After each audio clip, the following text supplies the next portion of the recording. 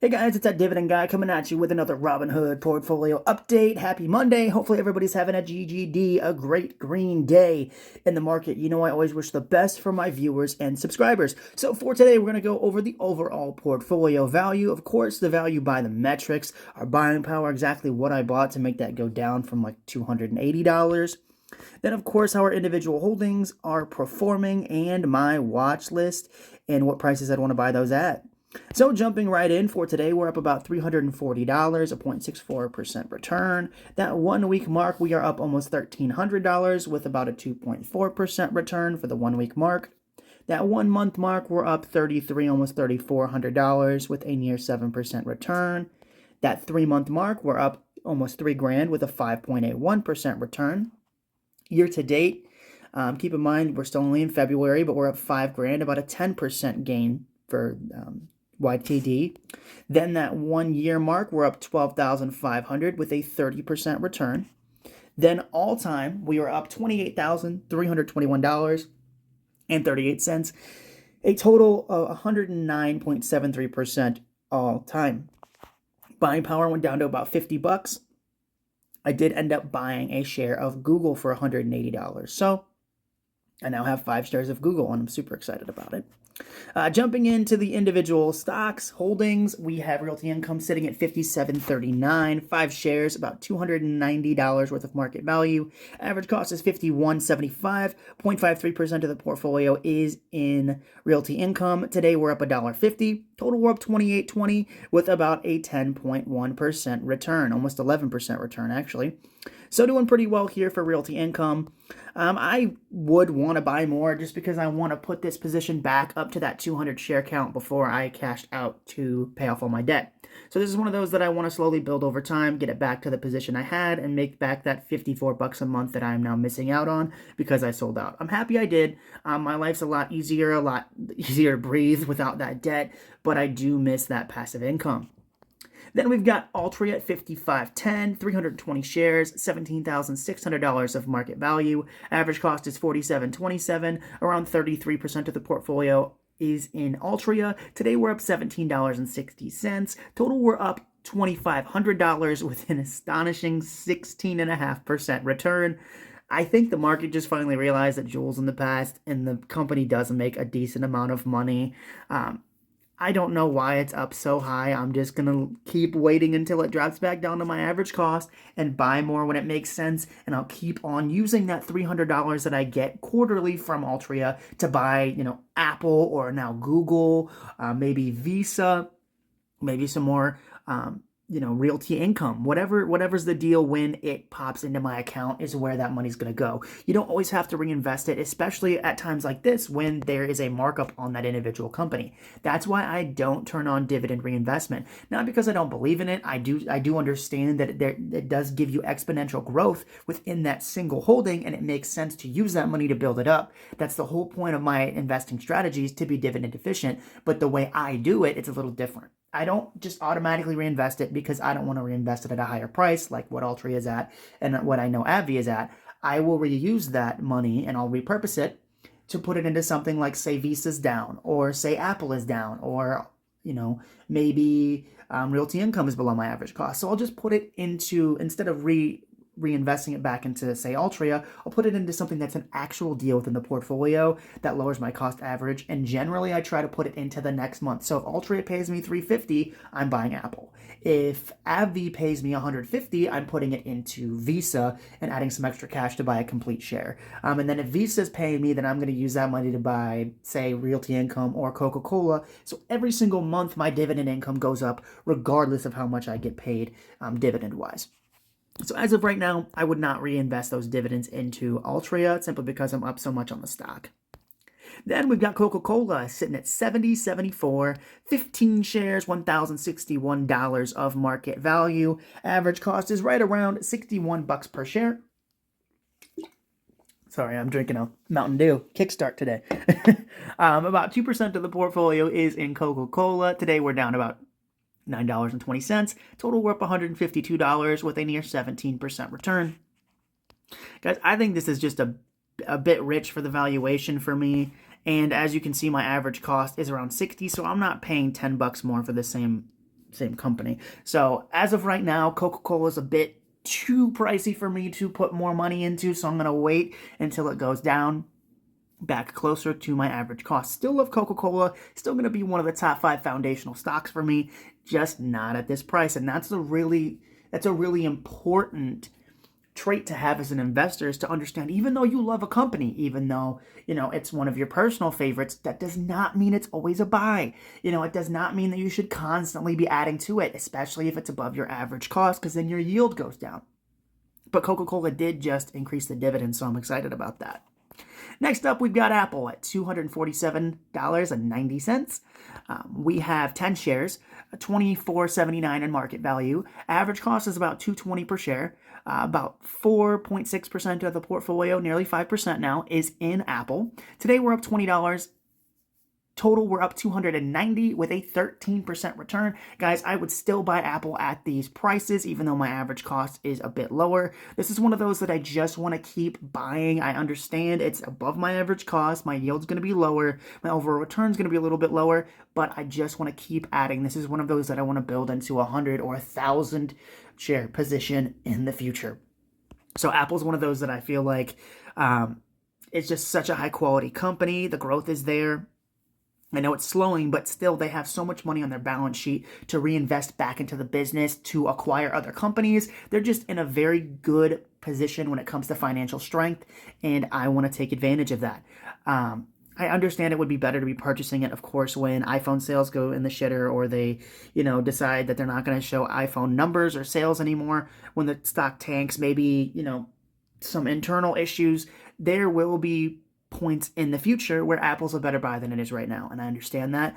But for me, I just want to keep continuously purchasing Apple to get more shares, so when something big does happen with the company again, like I think it happened in like 2016, then I can have like 7 to 10K in my savings account specifically for investing into a company like Apple or Visa, one of those high quality companies that I'm trying to grow.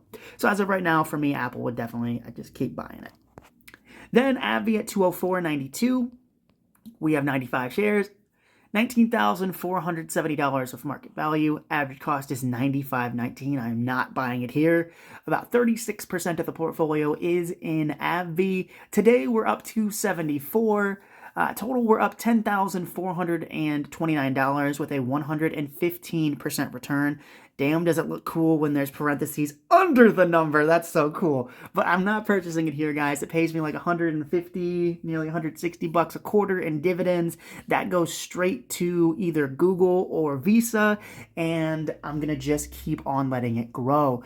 This has been by far my best investment. I'm glad that I took advantage when I did. They were acquiring another company, and I feel like they were punished too harshly by the market overall, and I took advantage, and I'm sitting on 100% return here. I put $9,000 in. I just went through and did the calculation for how much money I actually put into Abbvie last night. I put in like $9,400, guys. I'm up 10,425 right now. So I've now eclipsed my total amount and more than doubled my money in the, if you add dividends as well, very, very much more than doubled. So this is going to be one of those that I think this stock could make me a millionaire, simply because I'm not buying it here, but the purchase price that I had is so good that I'm just going to keep letting it ride. The only way that I would switch out of Abbvie at this point is if something economically, there was a major change, say maybe a drug flopped, maybe a big management change, and I didn't like the overall trajectory of the company. Maybe they changed the vision for the company, something like that, or they cut the dividend by like 90%, or if I'd say 50 or more, then I change it. But as of right now, I'm not touching Abbvie. I'm going to let it keep riding, going to let it keep buying me more shares of Google, and it'll just keep building my wealth. So this is a quality company that I plan on holding forever unless something changes. And this is a prime example of what Charlie Munger calls sit on your ass investing. I'm not touching this position. I'm not gonna, sell out of it and put it into something else, because this is a classic mistake that a lot of investors make. They cut the flowers to water the weeds. I'm not doing that. I'm not going to cut this great investment and stall it from growing for me. This is I think this is by far my best individual investment. and I'm going to let that keep buying me other great companies. And if it does drop to a price that I think is a buy, I will hunt, and nothing changes, like the economics don't change. The drug pipeline stays healthy, payout ratio stays healthy, etc. I'm just going to buy more or use those dividends to buy Google or Visa. Next up, we've got Visa, $350.17, 35 shares, $12,200 of market value. Average cost is $347, so I'm right about there for my average cost. I'd definitely buy more here. 22% of the portfolio is in Visa. Today, we're up $57. Total, we're up $87 with 8.72% return. March 3rd, dividend coming in of $20.65. Now, guys, I did make a pretty big switch. I did own T. Rowe Price for about a year. I owned Walgreens in this position for about a month and a half. I think it was about a month. But the reason I ultimately decided to put the money into Visa instead of something else, because I could put the money into like T. Rowe Price. I could put the money into pretty much anything, right? Meta. There are other opportunities in the market that are going to pay me substantially more dividends. If I just, for the example of T. Rowe Price right now, I'd make about $127 instead of $27. So I'm leaving, technically dividend-wise, I'm leaving $150 on the table. Here's why I'm doing that, and here's why my mindset changed on that. Every time that I put this $10,000 to $12,000, it was about 10 and now it's 12, into something, I started with VFC Corp because they paid a good dividend. They were a dividend king. They grew the dividend at 3 to 5% every year. And then economically something changed and it tanked, right? And that was the same point where I could have put it into Facebook at $90 a share, and I didn't do it. So every time that I looked at something like a VF Corp or a Tyson Foods, right? Or even T. Rowe Price. Like, I love T. Rowe Price. It's a great business. They grow very well. I understand the business economically, and I understand how to take advantage. Same thing with like ExxonMobil. I made a killing on the oil/gas industry. When oil prices tanked, I owned like 80 shares, and I made like $5,000 at that point, which for me at that point was a lot of money because I only had like, I think a $15,000 to $20,000 portfolio. So I made, like 10% of my portfolio value in that, which is great. But every time I put it into something else, I was like, okay, I'm going to put it into Tyson Foods. And then once it realizes its value, I'm going to put it in, say, VF Corp. And then after VF Corp, I'm going to put it into T. Rowe Price. When T. Rowe Price hits $200 a share, I'm putting all of that into Visa. Or I'm putting all of that into Google. And eventually I was just like, fuck it. I might as well just put it into Visa. It's so dumb to like sit and wait to just eventually put it into the company I want. I just decided, fuck it. The dividend is going to be less, and I understand that.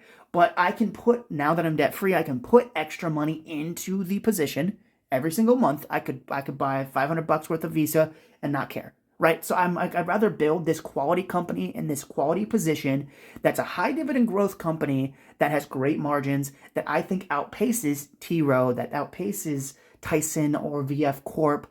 The only other company that I think would hold a candle to Visa when it comes to growth and dividend growth, there are two. Either Meta, which I think I missed the boat on, that's not totally on me, and Google. And I think Google right now, price-wise, is a better buy than Visa.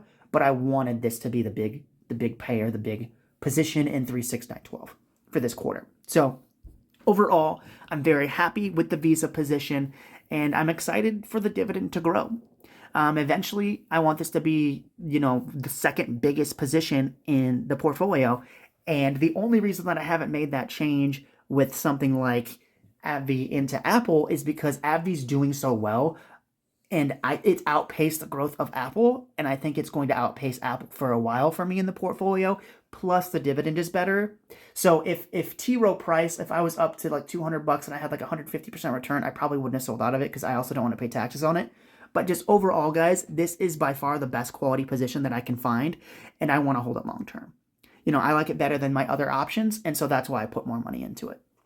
Next up, we got Google, ticker symbol GOOG, $182, 5 shares. Now I had 4, bought one with dividends, which is awesome. Market value is $914.15. about $200 a share, so a great cost on average opportunity here for Google, and that's part of why I bought it.